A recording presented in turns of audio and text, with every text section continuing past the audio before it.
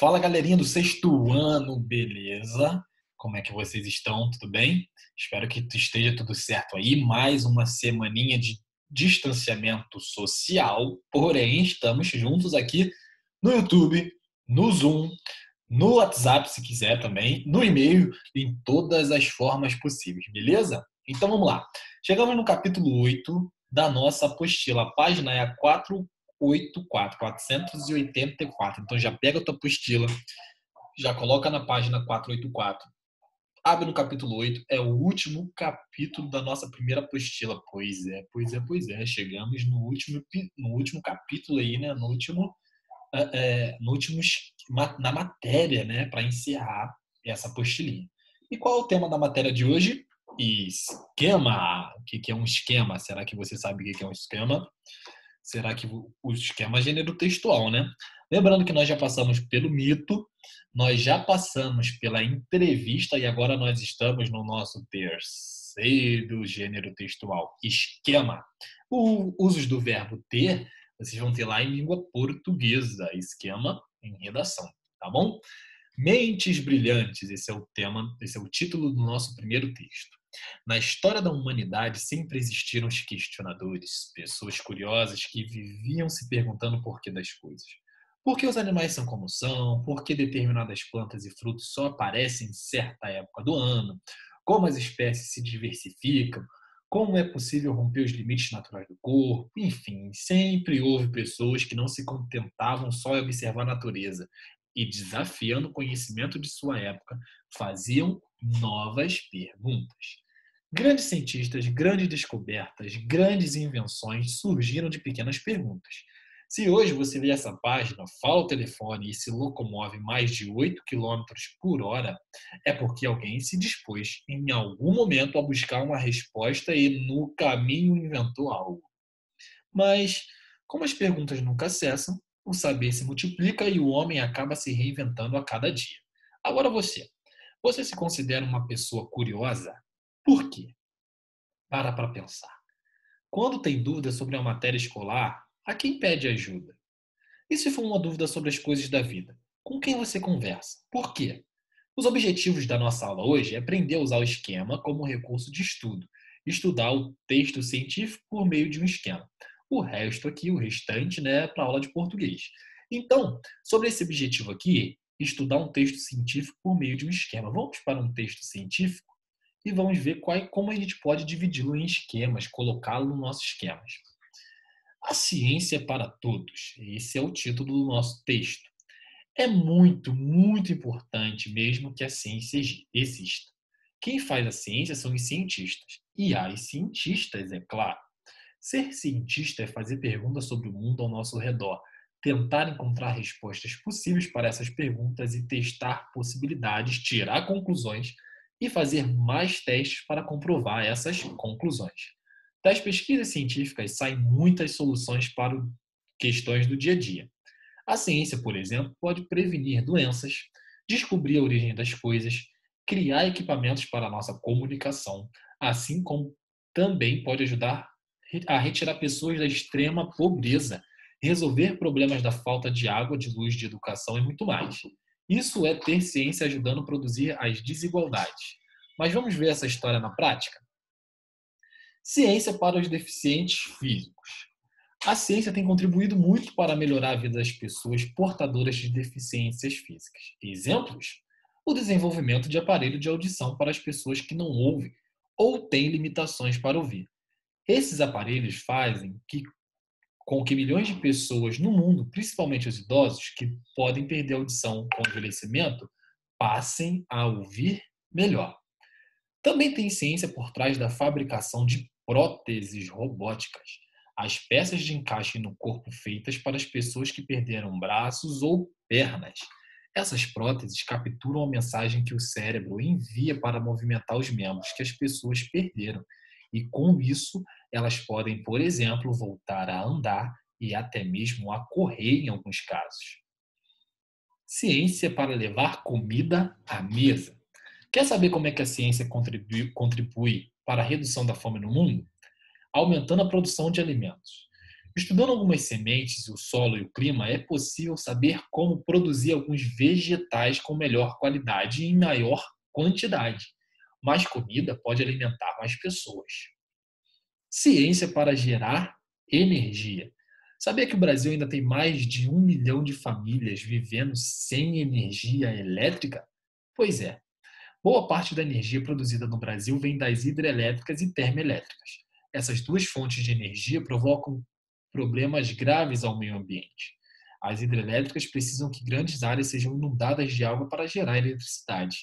Já a maioria das termoelétricas geram eletricidade a partir da queima de petróleo, gás ou carvão, poluindo muito o ar. A ciência vem pesquisando outras formas para gerar energia que sejam menos agressivas ao meio ambiente. Algumas delas usam o vento e a luz do sol como combustível. Vacina e saúde. Imagine que você pudesse prevenir doenças graves e levar uma vida mais tranquila, sabendo que está livre de sofrer com diferentes problemas de saúde. Pois fique sabendo que, graças à ciência, você pode prevenir várias doenças. Basta tomar vacinas. Existem vacinas para prevenir uma grande quantidade de doenças graves e que não têm cura, como a paralisia infantil. Em países que se importam com a saúde da sua população, as vacinas são oferecidas gratuitamente a todas as pessoas. Ricos e pobres têm o mesmo direito nos postos de vacinação. Portanto, as vacinas também podem ajudar a reduzir desigualdades. Consegue perceber como a ciência está por toda parte e como ela pode ajudar a resolver nossos problemas? A ciência é para todos. Um país que valoriza isso investe em pesquisas sabendo que está ajudando a reduzir a fome, as injustiças entre homens e mulheres e problemas do meio ambiente.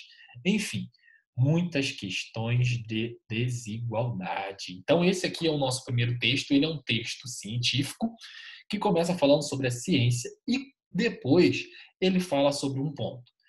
Ciência para os deficientes físicos. Depois ele fala sobre outro ponto, ciência para levar comida à mesa. Depois ele fala sobre outro ponto, ciência para gerar energia e sobre outro ponto, vacina e saúde. Se a gente for montar um esquema, quer ver? Vou mostrar para vocês. Esses são os estilos, alguns estilos de esquemas.